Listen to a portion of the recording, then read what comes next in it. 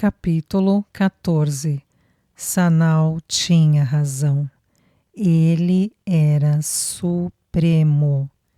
Cada Yargoniano presente, embora magnífico, parecia insignificante em comparação com aquele soberano. Era como se eu estivesse vendo um leão no meio de uns filhotes magricelas. A princípio, pensei que fosse o seu porte que o fazia tão diferente. Ele se movia como uma pantera, com o porte régio de um leão. Sim, era isso. Os movimentos dele eram tão majestosos, tão graciosos, tão irreais, que ele parecia uma pantera, um leão, um verdadeiro rei. Vestia-se de modo idêntico aos demais. E, no entanto, seu corpo era perturbadoramente diferente, não na estatura, mas na coordenação muscular. Era quase como se eu pudesse ver o jogo dos seus músculos num ritmo perfeito. Ele me fazia lembrar uma estátua de bronze de um deus que o artista só consegue enxergar com os olhos da imaginação. Caminhava devagar, sem aparentar perceber o fascínio que exercia sobre os que o cercavam. Atingiu o tablado e ergueu a mão num cumprimento. Seu povo ergueu-se como um só homem e ficou em posição de sentido por um momento, fitando-o com franca adoração e admiração. Havia adoração no olhar deles, como se fossem um grupo de padres que de repente tivessem uma visão do seu santo mais sagrado. Enquanto admirava tal espetáculo, percebi que esta adoração completa era da escolha do próprio povo. Nada havia nas atitudes dele que demonstrasse que a exigia. Ele não era nem pomposo, nem autocrático. Sua atitude para com os súditos era de calma, dignidade e interesse genuíno. Eu estava lutando pelo meu próprio equilíbrio e quando ele me lançou um olhar, fiquei tão perturbada que não consegui encará-lo. Não consegui nem mesmo corresponder ao cálido sorriso que me ofertou. Já ia dizer qualquer coisa para disfarçar o nervosismo quando, felizmente, me lembrei de que não podia falar até que ele desse início à conversa. Essa lembrança repentina provavelmente poupou-nos, aos dois, um bocado de embaraço. Pois sabe-se lá que tolice escaparia dos meus lábios. Fiquei de olhos grudados no chão, queria olhar para ele. Sentia-me atraída para ele com uma força quase hipnótica e, no entanto, não podia fitá-lo nos olhos. Os olhos dele, sim, era isso. Os olhos dele não eram como os dos outros. Tinham a forma oblíqua, sim, mas eram de um azul brilhante de água marinha, um azul tão impressionante que fazia com que eles parecessem duas enormes pedras engastadas na sua pele cor de bronze. Talvez possuísse um poder hipnótico. Afinal, bastou um olhar para que eu perdesse todo o meu senso de equilíbrio. Ele fez sinal para que eu me sentasse. Consegui fazê-lo com meu encanto e graça, costumeiros, o que simplesmente derrubou com estrondo um copo cheio de água. Mas ele nem sequer piscou aqueles olhos arrasadores. Lançou-me outro sorriso letal e falou: permita-me que lhe deseje as boas-vindas, embora com atraso, ao planeta Iargo. Respondi: obrigada. Uma resposta não muito notável, mas pelo menos eu conseguira falar. Mais uma vez ele sorriu e, mais uma vez eu desviei o olhar. Levaria tempo para criar resistência àqueles olhos. Virou-se para o líder Corla, o que me deu uma breve trégua para organizar meus pensamentos desintegrados. Sentia nojo de mim mesma. E ele me dera as boas-vindas. Falara primeiro e eu agira com menos firmeza do que jamais demonstrara. Eu era mesmo um orgulho para a minha raça. Ele me dera as boas-vindas e eu resmungara: obrigada, obrigada. Obrigada, por quê? Por arrancar-me da terra, por humilhar-me e agora despachar-me para junto de uma raça com aspecto subhumano? Ah, mas por que eu não tivera coragem para dizer: não quero que me dê boas-vindas, basta que me mande para o lugar onde me encontrou? Mas não tivera. Dava respostas brilhantes quando estava sozinha, mas era sempre apagada, insegura e conformada quando diante de uma situação real. Até mesmo num outro planeta, eu era a mesma, a Janet Cooper simples e comum. Mas eu mudaria. Nos meus sonhos sou a mais corajosa das heroínas. Na minha imaginação, todas essas coisas estão dentro de mim. E naquela noite elas viriam à tona. Eu poderia ir para Marte, mas pelo menos iria com um pouco de respeito próprio. Bastava que da próxima vez que ele falasse comigo, eu lhe evitasse os olhos, só isso. Mas é que a voz dele também era perturbadora. Puseram o primeiro prato à minha frente. Tentei forçá-lo goela abaixo. Precisava comer para provar que não estava tão apatetada pela presença dele quanto parecia. Com esta ideia em mente, consegui engolir alguma coisa. Foi durante o segundo prato, quando eu já desanimara de que voltasse a dirigir-se a mim, que ele falou. Antes mesmo de erguer os olhos, eu já sabia que ia falar. Senti fisicamente o olhar dele.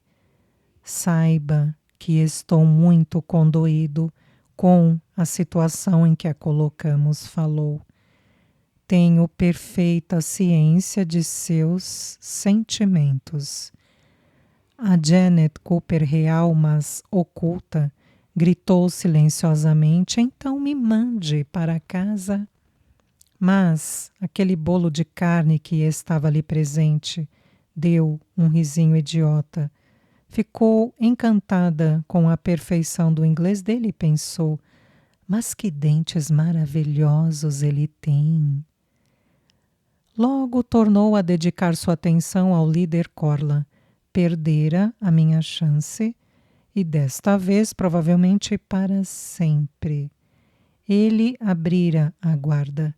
Dera-me a oportunidade perfeita. Mas eu apenas ficara sentada, rindo, como se ele estivesse me condecorando com a estrela de prata, em vez de estar me enviando para o mais cruel exílio. Pois bem, eu merecia ir para Marte. Merecia tudo o que ia me acontecer. Mas minha sorte tinha mesmo mudado, pois mais uma vez ele se dirigiu a mim. Espero que ache a nossa comida agradável ao paladar e maravilhosa. Desta vez eu estava pronta para ele e resolvida a alimentar a conversa, nem que fosse discutindo o preço das batatas. Parece fazer bem a todo mundo, prossegui. Nunca vi mulheres tão lindas quanto as do seu planeta. Enquanto eu falava, aqueles olhos incríveis não deixaram o meu rosto por um segundo. E o efeito foi insuportável para o meu equilíbrio. Afastei o olhar e tentei respirar naturalmente. A seguir, ele riu. Virei-me depressa, mas era um riso genuíno e inocente. O riso pretendia ser inocente, mas teve um efeito devastador sobre a minha pessoa. Já era bem difícil ficar controlada quando o rosto dele estava em repouso, mas quando ria, seu fascínio era total. Desisti de lutar contra aquele encanto anormal. Não era à toa que era o rei. Definitivamente havia algo sobre-humano nele. Aquele homem jamais precisaria invadir o mundo. Bastaria chegar lá e paralisar a todos com o seu encanto. Permitiu que suas feições retomassem a serenidade, mas deixou o sorriso permanecer nos olhos. Minha cara amiguinha da terra, nossas mulheres são belas, mas aposto que você não olhou para sua própria imagem ultimamente.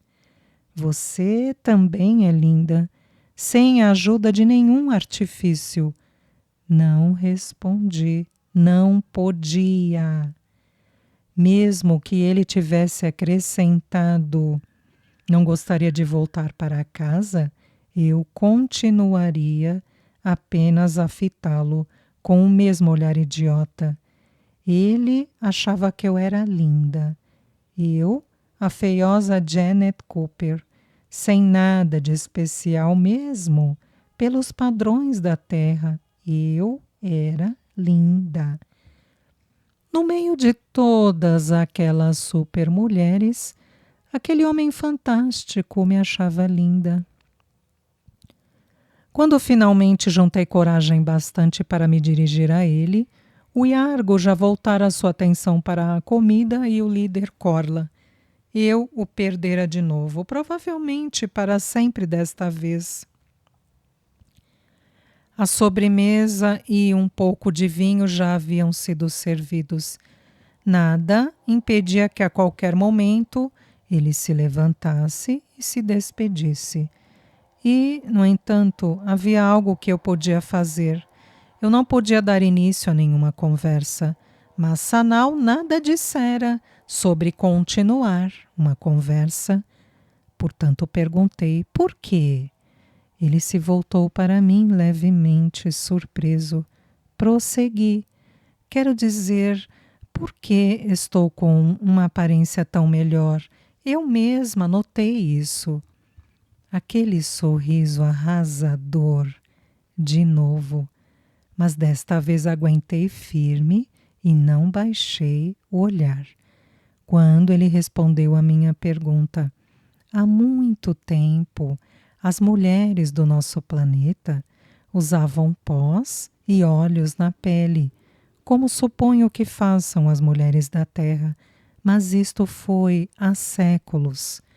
É simplesmente uma questão de aperfeiçoamento.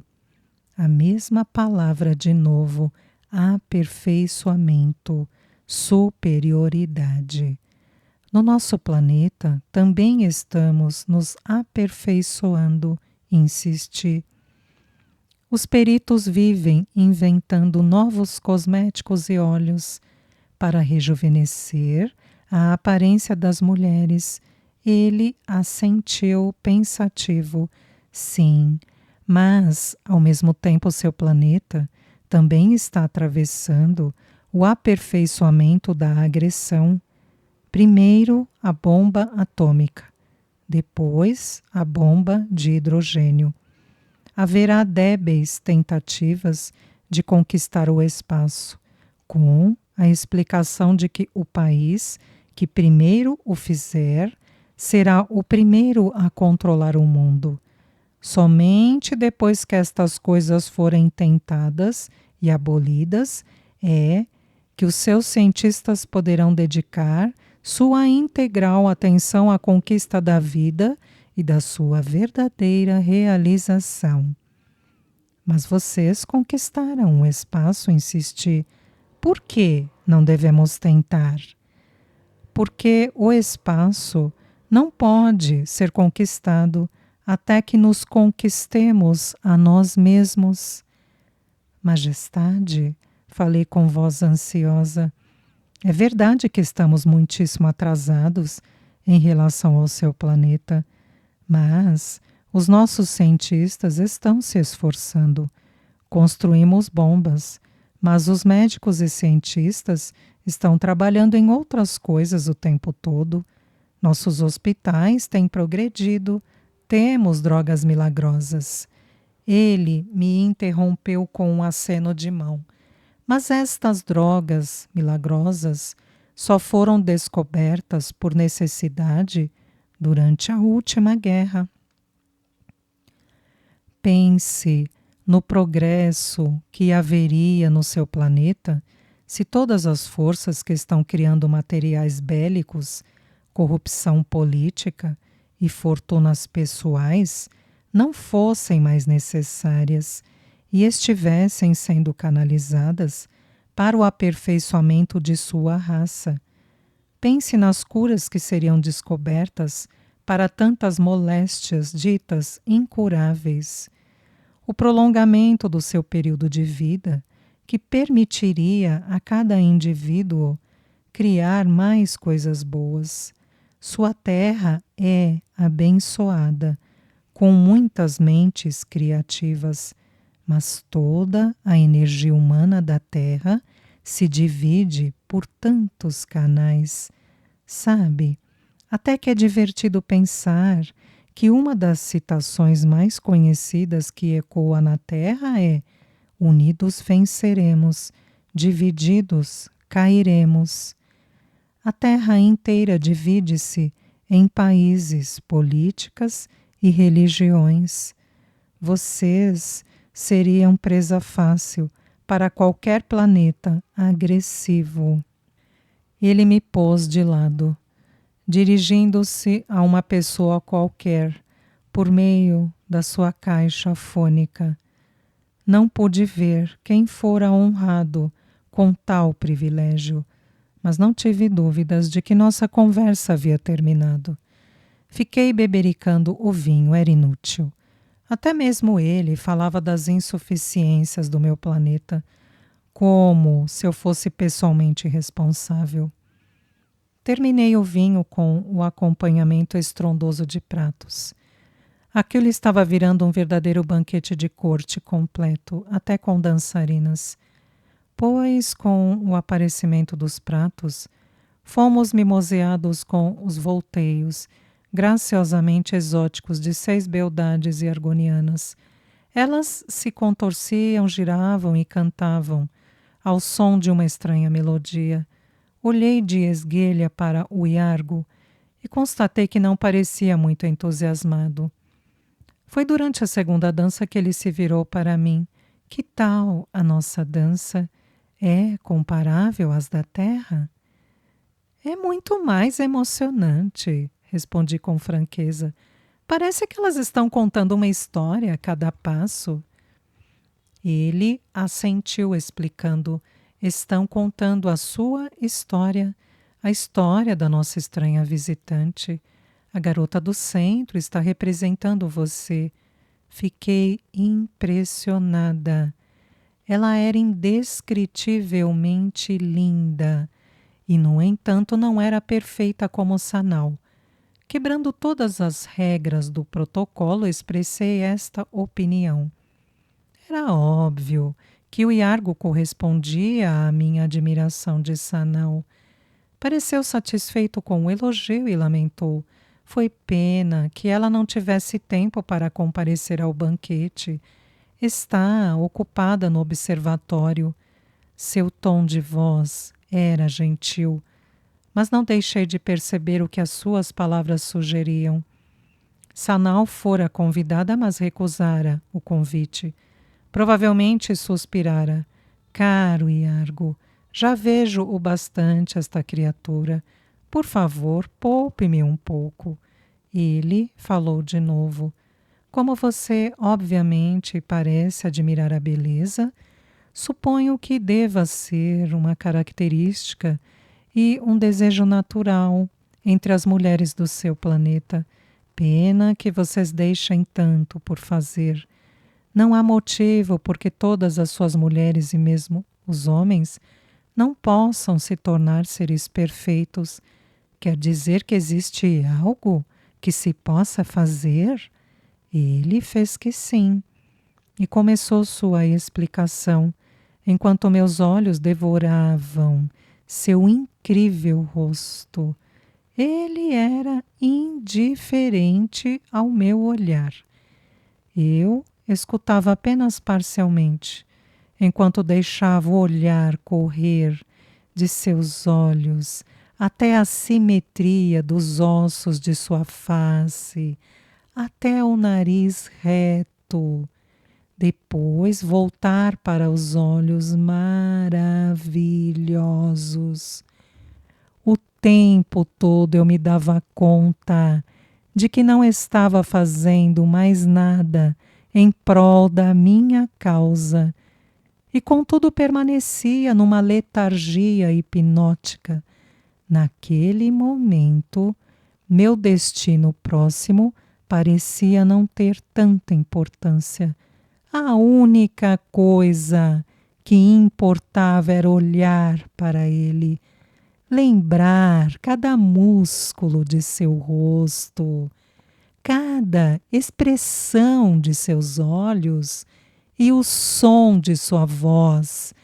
Estava drogada por um barbitúrico emocional. Sabia disso e nem estava ligando. Forcei-me a prestar atenção no sentido das palavras dele e consegui voltar à consciência durante sua afirmação final. O corpo é como uma árvore, dizia ele, e eu pisquei os olhos num esforço para compreender suas palavras. Deveria aumentar em beleza com a idade. Nenhum iargoniano fica desfigurado por rugas na velhice. Do nascimento à morte, seu semblante permanece intacto. Tentei ordenar as palavras que se encontravam no meu subconsciente. Eu as ouvira todas. Ele falara algo sobre o ar, e naquele momento eu percebera que tinha uma covinha no queixo. Falara sobre bombas de umidade, bombas desidratantes, quando eu estava fazendo o inventário de suas sobrancelhas. Tudo ficava muito além da minha compreensão, mas eu balançava a cabeça como se estivesse totalmente de acordo. Para resumir, ele me lançou um daqueles sorrisos arrasadores e falou: e, acima de tudo, existem a paz de espírito e a falta de agressão pessoal que prevalecem no nosso planeta. Contudo, acho que você já ouviu o bastante. Acho também que o único problema que realmente a preocupa no momento é a decisão que fomos forçados a tomar por você. Permita que eu lhe diga o quanto sinto que ela não tenha podido ser mais favorável a você, pessoalmente. Pronto, era agora. A deixa que eu esperava. ele próprio abrira a guarda e se pusera à mercê de uma súplica de minha parte. Era isso. Sua inocência era calculada. Uma súplica da minha parte agora soaria óbvio demais. Ele me pusera na defensiva, mas não era tão esperto que me tivesse derrotado.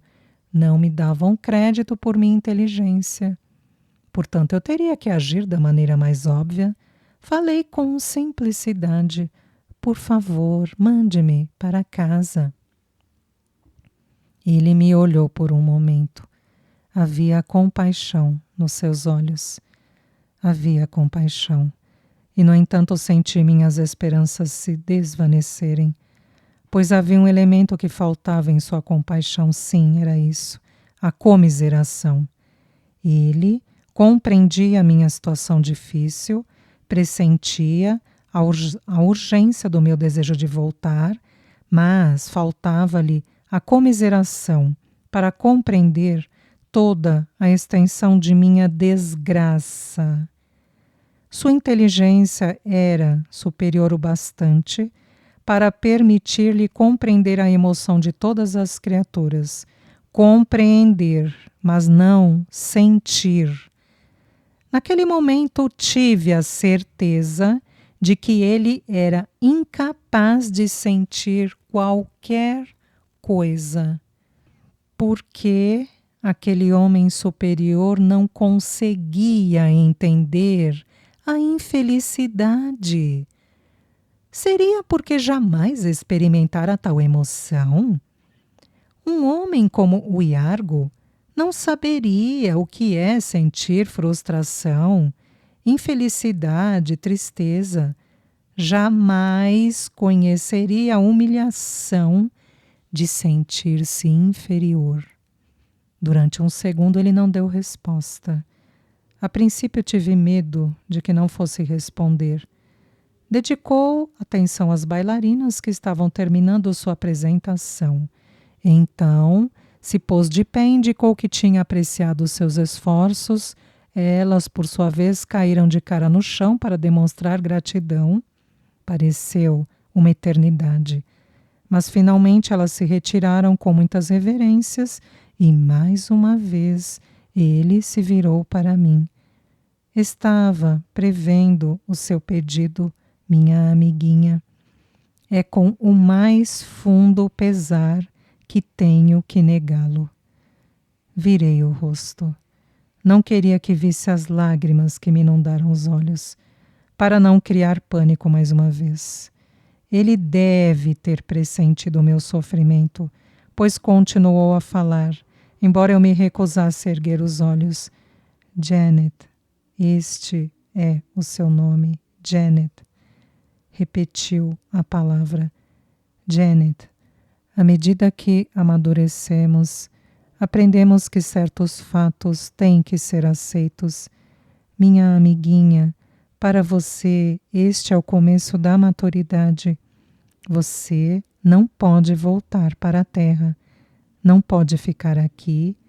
Uma vez que aceite estes fatos, terá dado um grande passo à frente. Como? Mantive os olhos desviados, mas a minha voz estava cheia de lágrimas.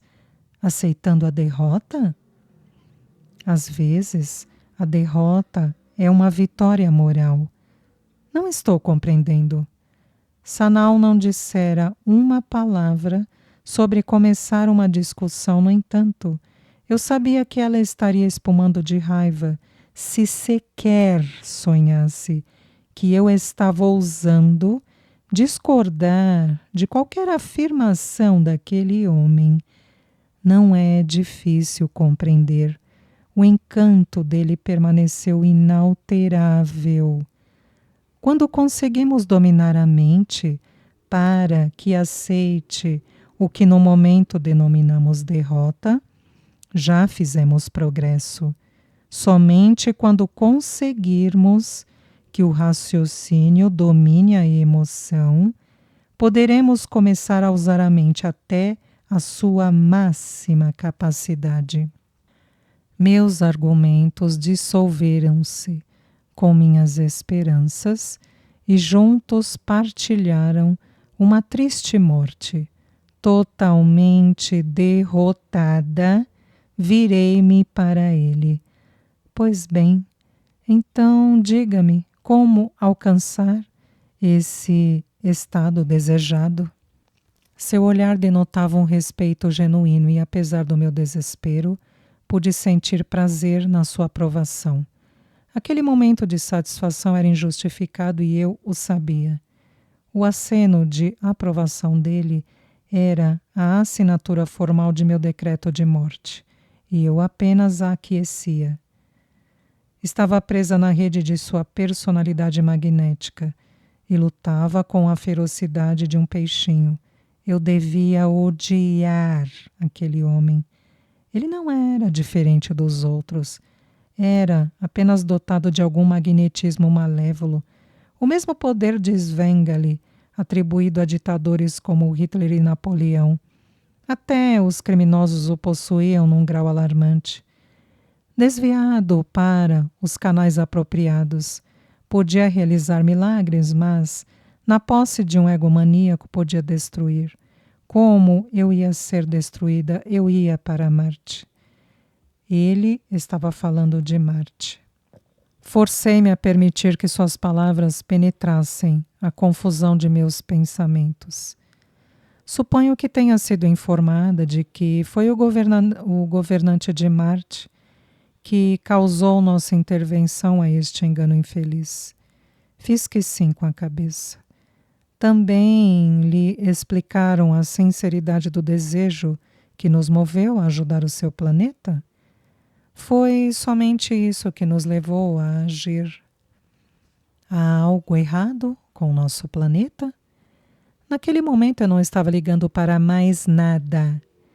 Não, é o seu sol que nos preocupa. O nosso sol? Ouvira contar certo dia que ele cairia na Terra ou coisa parecida. Aquilo despertou levemente o meu interesse. O que há de errado com o nosso sol? Ele é uma cefeida. Uma cefeida. Não tinha a menor ideia do que aquilo poderia ser, mas pelo tom de voz dele parecia um tipo qualquer de moléstia social. Eu poderia fazer um aceno de compreensão e morrer de velhice em Marte, imaginando o que seria uma cefeida. Ou poderia perguntar o que era. Como até aquele momento eu não os havia fascinado com meu intelecto brilhante, fui em frente e perguntei. Uma cefeida ou uma variável cefeida é uma estrela pulsante cujas radiações, iluminação e consistência podem variar e flutuar num fluxo atômico. Elas aumentam e diminuem de tamanho devido a pressões internas tremendas. Se ele tivesse me respondido no seu idioma natal, eu não teria compreendido menos. Mas dei um tiro no escuro. Todos os sóis não são iguais? Não, minha amiguinha, um sol nem sempre é uma cefeida, mas uma cefeida é sempre um sol. A despeito de meu estado de espírito deprimido, não pude deixar de rir. Sua Alteza fazia jogo de palavras, mas não havia vestígio de graça em seus olhos de água marinha. Perguntei quantos sóis no universo eram cefeidas. Estava certa de que não podíamos ser o único planeta do mundo com tal desgraça. Embora ele não tivesse dito uma palavra ou esboçado um gesto que sugerisse que uma cefeida era algo indesejável, eu estava certa de que não era nada para se comemorar. Existem muitas cefeidas, respondeu ele, mas nenhuma delas compartilha do perigo que seu sol enfrenta no momento. Parecia coisa urgente. Por um milésimo de segundo esqueci minha própria desgraça iminente. O líder de Marte chamou a nossa atenção para esse perigo faz 7 anos. Foi aí que vocês começaram a enviar as suas naves? Perguntei. Foi então que começou o pânico dos discos? Não, não foi essa a primeira vez que avistamos e observamos o seu planeta, mas foi a primeira vez que enviamos naves tão perto que se tornassem visíveis a olho nu. Há vários séculos que observamos o seu planeta, mas foram as suas recentes explosões atômicas que começaram a nos preocupar realmente. As peças começavam a se encaixar. Foi por este motivo que vocês queriam Dr. Blount ou Albert Einstein? Ele assentiu e a preocupação empanou um pouco o brilho dos seus olhos. Não devia sobrecarregá-la com estes problemas, mas como está infeliz, talvez fique mais compreensiva se conhecer as boas intenções e a urgência que nos forçaram a tomar medidas tão drásticas que infelizmente terminaram. Deteve-se abruptamente. Infelizmente terminaram com um grande erro, finalizei para ele. O sorriso que deu foi doce e melancólico, como se agora que eu finalmente compreendi a sua posição, ele pudesse condoer-se da minha. Como vê, reiterou, em vez de querer magoá-la pessoalmente, o que queríamos era salvar o seu sistema solar inteiro. Mas qual é o perigo real que o nosso Sol está enfrentando? E quanto às explosões atômicas? Ele hesitou. Desta feita fui eu a ler os seus pensamentos. Será que eu valia a explicação adicional que minha pergunta obviamente exigia? Ele tomou uma decisão súbita e se pôs de pé repentinamente. Todos os presentes se ergueram e caíram ao chão. Continuei sentada.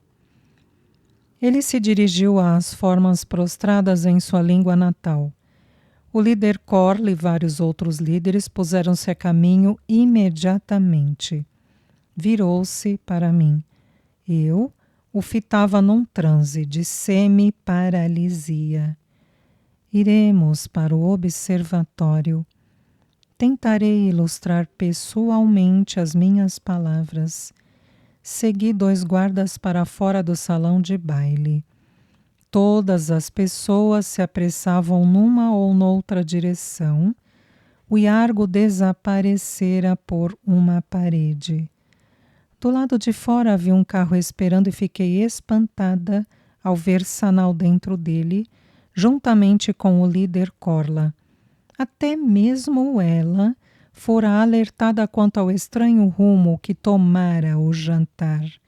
Era evidente que o Iargo tinha o seu próprio meio de transporte.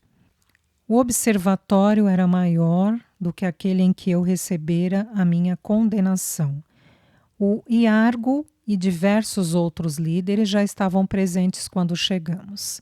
Estava atordoada demais por toda aquela movimentação para, ao menos, discutir a situação com Sanal. E ela também não dera nenhuma explicação. Fora uma viagem veloz, silenciosa e incomodamente tensa. Aparentemente, tudo estava em ordem à espera da nossa chegada. Sanal me indicou em silêncio um telescópio. Aproximei-me dele calada e virei-me para Sanal interrogativamente. Ela espiou, ajustou alguma coisa, depois me entregou o aparelho. Olhe para a lua de seu planeta. A luminosidade muito branca da lua quase cegava e só a pude suportar por poucos segundos de cada vez. Observei-a durante algum tempo, afastando-me de vez em quando, mas compelida a voltar a cada vez. Tão perto e, no entanto, em outro sistema solar. Em algum canto da Terra, possuíamos telescópios que sequer se comparassem àqueles potentíssimos aparelhos. A lua derramava sua luz prateada sobre a minha terra, sobre David, sobre minha mãe, sobre meus amigos, sobre namorados em estradas desertas, sobre crianças que rezavam ajoelhadas ao pé da janela do quarto. Ela era branca e reluzente e marcada por aquelas crateras profundas que eu vira em tantas ilustrações. Parecia gelada, inóspita e torturada, e, no entanto, naquele momento, senti que preferiria estar naquele satélite frio a permanecer em Iargo, porque era a minha lua. O líder Corla deu uma ordem e Sanal sugeriu que eu fosse para outro telescópio e observasse Marte. Obedeci. Meu novo lar. Não era tão brilhante quanto a lua e, no entanto, parecia igualmente desolado. Uma bola grande, povoada por homens lagartos que esperavam a nova cidadã. Minha vista ficou embaçada por algumas lágrimas de autopiedade. A seguir, observei uma lua de Iargo. Era excessivamente brilhante. Mas, depois de algum tempo, meus olhos se adaptaram à claridade. Agora, anunciou o Iargo, meus olhos estavam prontos para observar o sol. Desta feita, deram-me óculos escuros e fizeram os ajustes apropriados em um novo telescópio. Mesmo com estas precauções adicionais, o brilho tremendo trouxe-me lágrimas aos olhos. Fechei-os, tentei de novo, fechei-os e tentei mais uma vez. Após algum tempo, pude suportar a luz por quase um minuto inteiro. Em alguns minutos ocorrerá uma explosão atômica na Terra, explicou o Iargo. Quando a explosão ocorrer, eu lhe farei um sinal. Quero que observe o seu sol. Concordei obediente e larguei o telescópio. Sanal fez sinal para que eu me sentasse num banco. Temos 7 minutos, explicou ela. Depois continuou. Imagino que sua graça já lhe tenha dito que o seu sol é uma anã alaranjada. O Iargo assentiu e eu não fiz menção de corrigi-lo. Anã alaranjada? Ele não dissera tal coisa, falara apenas que era uma cefeida. Este novo título soava ainda mais agourento. Todos aqueles títulos estranhos com que se referiam ao pobrezinho do nosso sol. Não pude deixar de pensar em todos os tolos que naquele momento estavam deitados nas praias, absorvendo os seus raios, sem se dar conta de que havia dado um sol muito do miserável. Só podemos esperar que ele não se transforme numa estrela nova, acrescentou Sanal. Ela deduziu pela minha expressão que eu estava totalmente confusa. Portanto, enquanto ajustava telescópios e consultava as cartas, tentou dar-me uma explicação. Foi como se compreendesse que o Iargo nem sequer começara a se dar conta da limitação da minha capacidade mental. As novas, o fenômeno mais eletrizante do universo, são as estrelas que subitamente rompem os seus limites. As estrelas que mais tendem a fazer isso são as cefeidas, e entre estas existe um tipo que tem toda a probabilidade de explodir. É a anã alaranjada. Éramos nós. Foi então que um pensamento novo e terrível me ocorreu. O nosso sol. Talvez essa fosse a pequena explosão que estávamos ali esperando. Imediatamente verbalizei os meus temores. Não, ele não ia explodir, não por enquanto. Estávamos esperando por uma explosão de pequeno porte. o teste da mais nova bomba de hidrogênio. Como é que vocês sabem que essa bomba está sendo testada na Terra? Indaguei. Nossas espaçonaves nos notificaram. Mas que ótimo! Quanta privacidade nós tínhamos!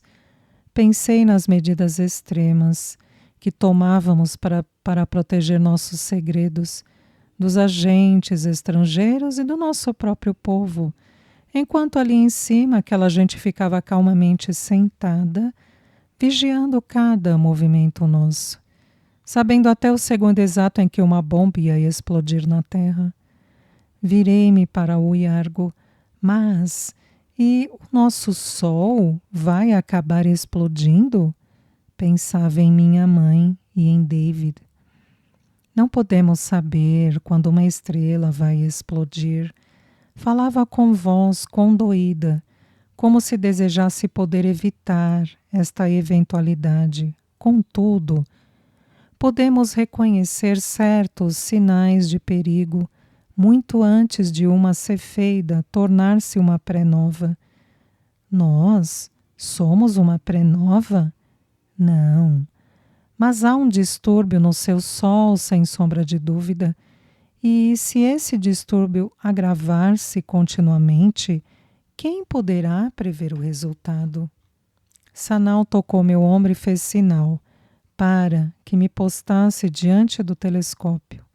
Imaginei que a hora H estivesse chegando.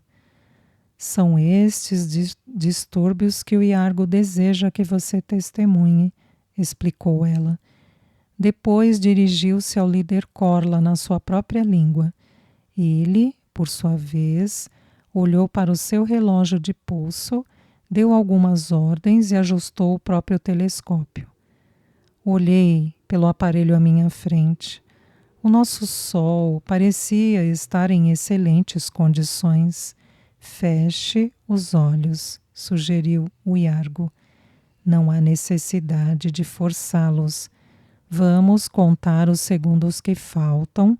Abra os olhos quando chegarmos ao 1. Fiquei diante do meu telescópio de olhos fechados. Os outros tomaram seus postos. O Iargo cruzou os braços com um ar de resignação entediada. Já assistira demais àquele espetáculo. Durante um momento percebeu-se apenas o silêncio da espera. Depois Sanal começou a contar. 10, 9, 8... Fiquei imóvel, com as pálpebras grudadas, prontas a se abrirem ao som do número 1. 4, 3, 2, 1. Abri os olhos. Acho que esperava ouvir a explosão, ver o grande cogumelo da destruição se formando, mas deparei apenas com a claridade ofuscante e silenciosa do sol. E foi então que eu a vi, uma coisinha pequena, uma manchinha escura, como a falha num diamante faiscante. De repente, esta manchinha cuspiu uma pequena montanha chamejante, como se o próprio sol houvesse arremessado um pedaço de si mesmo no espaço. Ela voltou ao lugar, com a mesma velocidade com que fora cuspida, e depois não houve mais nada, a não ser a claridade ofuscante e a pequena mancha escura. Agora, os meus olhos enxergavam apenas o tumor negro. Era como um redemoinho sem fundo, mau e agourento. Sanal veio desligar meu telescópio. Viu? Perguntou em voz baixa. Vi uma coisa. O que foi? Virei-me para o Iargo. Vocês as chamam de manchas solares? Ele respondeu. Quer dizer que os nossos cientistas podem vê-las? Não exatamente, pois vocês não possuem nenhum telescópio que possa sequer chegar aos pés de um dos nossos.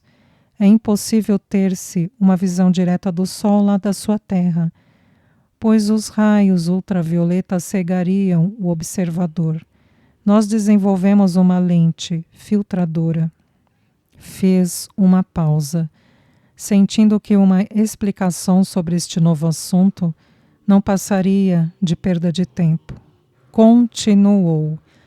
Uma mancha solar, como vocês a chamam, indica um tumulto interno comparável a um vulcão dentro de um vulcão. E cada explosão atômica que ocorre na Terra causa manchas maiores e mais violentas. Mas eu já ouvi falar em manchas solares, insisti. Tenho certeza de que nossos cientistas sabem da sua existência. Ele assentiu. Sim, eles têm ciência da sua existência, mas não da extensão do perigo que representam. Nem todos concordam em que as manchas solares podem fazer com que uma cefeida se torne uma pré-nova, o que é justificável, já que não possuem a aparelhagem adequada para ter uma visão exata. Contudo, o Dr. Blount e mais alguns estudiosos de astrofísica apresentaram uma teoria sobre esta possibilidade, mas o governo que controla seu poderio militar não pode abandonar o que considera medidas defensivas vitais, apenas com base na teoria de alguns cientistas, a não ser que houvesse provas. Nenhuma nação abandonaria o fabrico e os testes das bombas. E como o seu planeta está dividido em tantas nações e governos, cada nação ainda competindo com outra pelo controle do poder, isso poderia tornar-se facilmente uma controvérsia política para conduzir um partido ao poder. Nada se poderia fazer a não ser que houvesse um acordo universal. É um obstáculo intransponível. Ele meneou a cabeça com tristeza. Infelizmente, dizia a verdade. Não podíamos parar de testar as bombas a não ser que tivéssemos certeza de que os outros países estavam fazendo o mesmo. Não. Ao que me constava, o Sol estava perdido. E o que acontece realmente quando o Sol explode? Perguntei com curiosidade quase mórbida. Houve-se um estrondo repentino ou há algum aviso? Não é um espetáculo tão dramático como o que você está imaginando, explicou ele. E, no entanto, é um fenômeno fabuloso de se observar.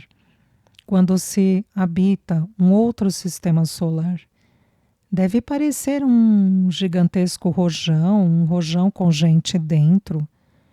Quando uma cefeida explode, explicou ele devagar e com grande paciência, torna-se uma gigantesca bola de fogo.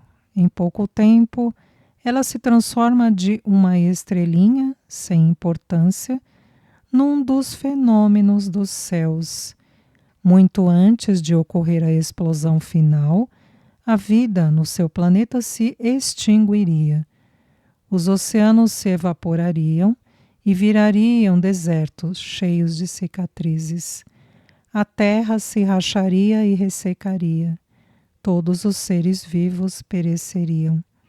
Depois, a temperatura subiria e as chamas envolveriam todo o seu planeta, carbonizando-o inteiramente.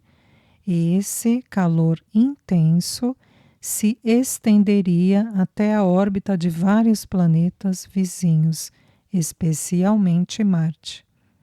E embora Marte possa escapar da destruição total, toda e qualquer vida nele existente pereceria. Prendi a respiração. Não admira que Marte estivesse tão preocupado. O planeta Marte tem conhecimento de tal ameaça, continuou ele, como se seguisse a minha linha de pensamento, mas, como não possui naves espaciais, Não tinha meios de comunicar ao seu planeta este perigo. Não teve outra alternativa senão entrar em contato conosco. Nós estávamos apenas agindo como um intermediário amistoso no caso. A sua nova não afetaria de modo algum o nosso sistema solar. Mas o que acontece com o Sol depois da explosão? Indaguei. Ele continua ativo, queimando tudo com que entra em contato? Claro que não. Após algum tempo, como acontece com todos os incêndios, este acabaria por se apagar, mas não antes de ter destruído o seu sistema solar inteiro. Até mesmo os planetas remotos como Urano e Saturno seriam afetados, pois todos os planetas e satélites precisam do Sol para girar à volta dele. Sem este pivô, tornar-se-iam planetas sem rumo. Alguns se dividiriam, tornando-se asteroides. Outros poderiam até ingressar nos limites remotos de outros sistemas solares, mas o sistema solar que vocês conhecem atualmente deixaria de existir. E o que acontece ao Sol em si? Vira cinza? Torna-se o que se chama de anã branca. Encolhe até a metade do seu tamanho normal e torna-se fantasticamente pesado, com uma densidade que faria com que uma polegada quadrada de matéria pesasse mais de 1 tonelada. Emitiria pouquíssima luz. Acha que há alguma chance de os nossos cientistas saberem de tudo isso antes que seja tarde demais? Eles já conhecem a maioria das coisas de que acabo de falar. Só não têm ciência do perigo das explosões atômicas e da realidade do que chamam de manchas solares. Profetizam que estes acontecimentos ocorrerão daqui a bilhões de anos. Mas não é necessário que venham a ocorrer. Se for tratado com cuidado, é possível que o seu Sol, embora seja uma cefeida, nunca se torne uma nova. Inversamente, com provocações renovadas e intensas, e isso pode até ocorrer durante o seu período de vida. Durante um momento fiquei sem fala. Era uma situação impossível. Ali estava eu, de posse de todos aqueles fatos importantes. E, contudo, nada podia fazer para ajudar o destino do meu planeta. Naquele momento, todos os pensamentos egoístas deixaram de existir. Não me importava o que me aconteceria, se a vida que eu conhecia na Terra corria o perigo de total destruição. A Terra precisava ser avisada, o povo precisava saber. Agi imediatamente, agarrei Sanal. Tenho que avisar o meu povo. Virei-me do rosto impassível dela para o Iargo. Por favor, deixem-me voltar, deixem-me contar a eles. Senti as mãos de Sanal me segurando, prontas a se transformarem em braçadeiras de aço, caso eu ousasse dar um passo na direção do Iargo. Fiquei imóvel. Mas meus olhos buscavam desesperados nos dele um sinal de concordância, um brilho de compreensão. Vi 2 pedras preciosas duras, reluzentes, extraordinárias, tão perfeitas que refletiam apenas a luz da beleza e não o brilho da compaixão humana. Virei o rosto. Nem precisei ouvir a resposta dele. Foi exatamente como eu esperava, dada em tom bondoso e compreensivo, mas de contexto desesperador. Minha menina, se tivéssemos tido a felicidade de trazer o Dr. Blount, nossas descobertas poderiam ter sido apresentadas ao seu povo de modo científico, como se tivessem sido feitas por ele próprio. Ele poderia ter convencido sua gente, através do seu poder e do respeito que lhe dedicam. Deste modo, nós ficaríamos completamente anônimos. Essa era a nossa intenção original. O Dr. Blount teria sido sensato o bastante para concordar. Ele também teria compreendido que seu povo não está preparado para aceitar a teoria de outros mundos e outras raças sem o temor da invasão, ou sem a cobiça de tornarem-se eles mesmos os invasores. Ah, não!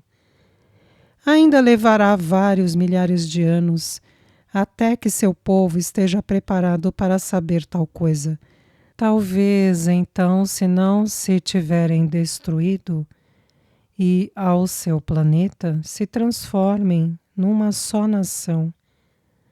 Compreendo sua lógica e seu raciocínio, supliquei. Mas conheço os habitantes do meu mundo, sei como pensam e sentem em todas as nações. Porque no fundo todos rimos, choramos e esperamos pelas mesmas coisas.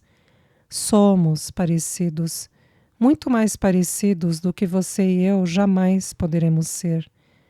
E por isso que posso falar pelo meu povo, posso dizer com certeza que se soubessem que seu planeta poderia ser destruído, talvez este conhecimento realizasse uma unificação que de outra forma poderia levar milhares de anos para ocorrer.